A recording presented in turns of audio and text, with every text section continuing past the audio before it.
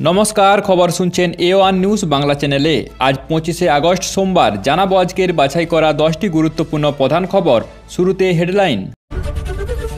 দুর্নীতি করার পরও তৃণমূলের পদ ছাড়েনি পার্থ চ্যাটার্জি ও জ্যোতিপ্রিয় মল্লিক। জনতাকে ধোঁকা দিচ্ছে তৃণমূল, বিস্ফোরক মন্তব্য প্রধানমন্ত্রী নরেন্দ্র মোদীর। অনুপ্রবেশকারীদের বাংলা থেকে তাড়াবই, তার জন্য আপনার একটা ভোটই যথেষ্ট, বাংলায় এসে হুঙ্কার প্রধানমন্ত্রী মোদীর।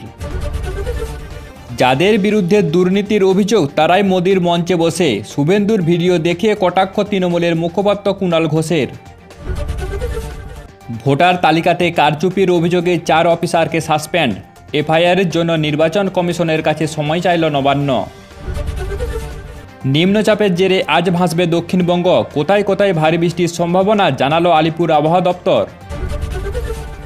পশ্চিমবঙ্গ থেকে 4 লক্ষ বাংলাদেশিকে পুশব্যাক করা হয়েছে, বিস্ফোরক দাবি শুভেন্দু অধিকারীর।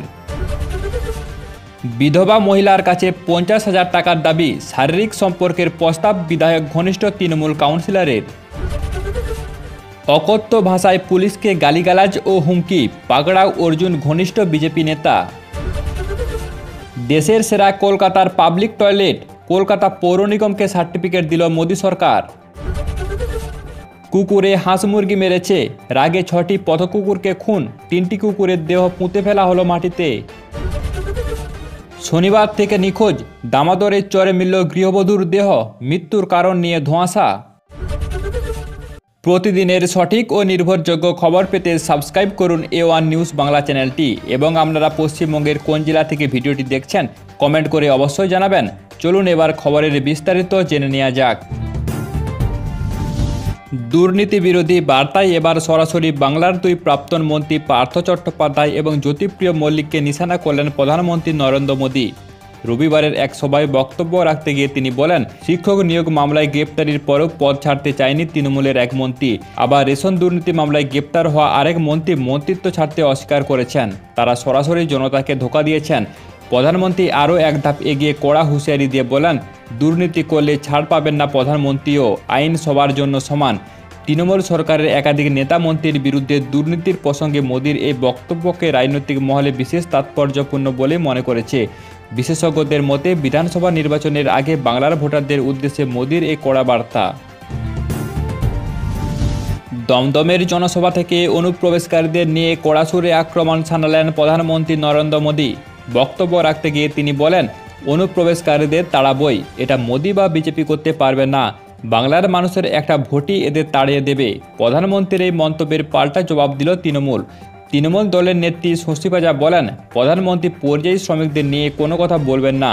তিনি দাবি করেছেন বাংলাকে ধ্রুপদী ভাষার মর্যাদা দিয়েছেন, অথচ তার দলের নেতা অমিত মালব্য বাংলাকে পররাষ্ট্রের ভাষা বলেছেন। রাজনৈতিক মহলের মতে লোকসভা ভোটের আগে অনুপ্রবেশকারীদের প্রসঙ্গ তুলে বাংলার ভোটারদের লক্ষ্য করেই এই হুঙ্কার প্রধানমন্ত্রীর। দমদমের সভা থেকে প্রধানমন্ত্রী নরেন্দ্র মোদী যখন দুর্নীতি রুখতে মন্ত্রিত্ব বাতিল বিলের প্রসঙ্গ তোলেন, তার জবাবে পাল্টা আক্রমণ শানাল তৃণমূল কংগ্রেস। শুক্রবার তৃণমূল ভবনে সাংবাদিক বৈঠক করে দলের নেতা কুণাল ঘোষ শুভেন্দু অধিকারীর নারদকাণ্ডের ভিডিও সামনে এনে বলেন, কাঁচের ঘরে বসে ঢিল ছুড়ছেন মোদী, যাদের বিরুদ্ধে দুর্নীতির অভিযোগ তারাই আজ বিজেপির মঞ্চে বসে আছেন।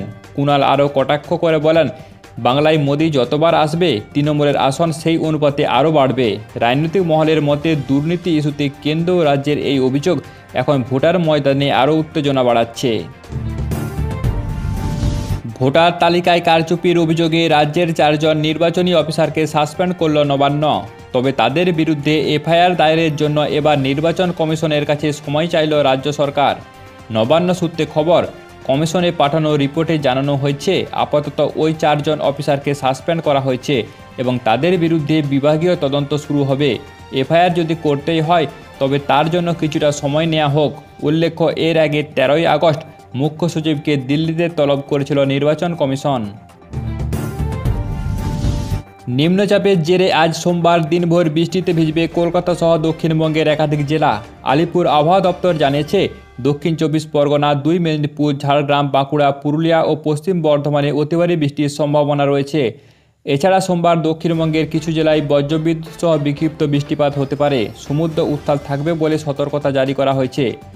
অন্যদিকে উত্তরবঙ্গে সব জেলাতে বৃষ্টির পূর্বাভাস দেওয়া রয়েছে। মালদা ও দুই দিনাজপুরে ভারী বৃষ্টির সম্ভাবনা রয়েছে বলে জানিয়েছে হাওয়া অফিস। বাংলাদেশি অনুপ্রবেশকারীদের নিয়ে ফের বিস্ফোরক মন্তব্য করলেন বিরোধী দলনেতা শুভেন্দু অধিকারী। শনিবার সন্ধ্যায় নিশীথ প্রামাণিকের একটি বই প্রকাশ অনুষ্ঠানে তিনি বলেন, আমি ভারত সরকার ও বিএসএফকে ধন্যবাদ জানাই। তারা ইতিমধ্যেই 4 লক্ষ বাংলাদেশিকে পুশব্যাক করেছে। পাশাপাশি বিএসজিকে ধন্যবাদ দেব, কারণ এরাও এদের নিতে বাধ্য হয়েছে। এরপর রাজ্য সরকারের বিরুদ্ধে তোপ ডাকেন শুভেন্দু। অভিযোগ করেন, বাংলা সরকার অনুপ্রবেশকারীদের পোষণ করেছে। রাজনৈতিক মহলে শুভেন্দুর এই মন্তব্যকে আগামী বিধানসভা ভোটের আগে বিজেপির কড়া ইস্যু তৈরির কৌশল হিসেবে দেখা হচ্ছে। বিতর্কে জড়ালেন রাজপুর সোনারপুর পৌরসভার এক তৃণমূল কাউন্সিলর। অভিযোগ, স্বামী মারা যাওয়ার পর একটি দোকান চালাতেন এক বিধবা মহিলা। সেখান থেকেই শুরু হয় চাঁদাবাজি। ওই কাউন্সিলর বিধায়ক ঘনিষ্ঠ বলেই পরিচিত। তিনি মহিলার কাছ থেকে 50,000 টাকা দাবি করেন। টাকা না দিলে শ্লীলতাহানির হুমকি এবং শারীরিক সম্পর্কের কুপ্রস্তাব দেন বলেই অভিযোগ। অভিযোগে আরও বলা রয়েছে, টাকার দাবি পূরণ না করায় মহিলাকে নানাভাবে ভয় দেখানো হচ্ছিল। অবশেষে নির্যাতিতা থানায় লিখিত অভিযোগ দায়ের করেছেন। ঘটনায় রাজনৈতিক মহলে তীব্র চাঞ্চল্য ছড়িয়েছে। স্বচ্ছ ভারত মিশনের অঙ্গ হিসাবে দেশের সেরা গণ শৌচালয়ের স্বীকৃতি পেল কলকাতা। কেন্দ্রীয় স্বাস্থ্য মন্ত্রকের পক্ষ থেকে কলকাতা পৌর নিগমকে দেওয়া হয়েছে open defecation free plus certificate. মন্ত্রক সূত্রে জানা গেছে, কয়েক মাস আগে জনস্বাস্থ্য দপ্তরের আধিকারিকরা শহরের একাধিক গণ শৌচালয়ে পরিদর্শন করেছিলেন। তাদের প্রতিবেদনের ভিত্তিতে এই সার্টিফিকেট দেওয়া হয়েছে। এর মানে শহরের কোনো ওয়ার্ডে খোলা জায়গায় শৌচকর্ম হয় না এবং প্রতিটি গণ শৌচালয়ের স্বাস্থ্যকর বলে স্বীকৃতি দিয়েছে কেন্দ্র। এই সাফল্যে খুশি কলকাতা পৌর নিগম। শহরবাসীর গর্ব বাড়ল আরও এক ধাপ।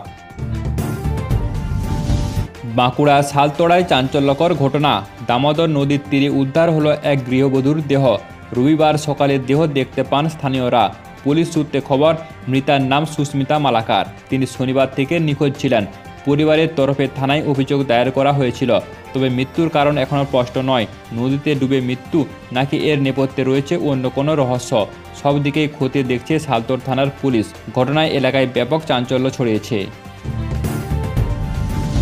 আসানসোলের হীরাপুরে নৃশংস ঘটনা।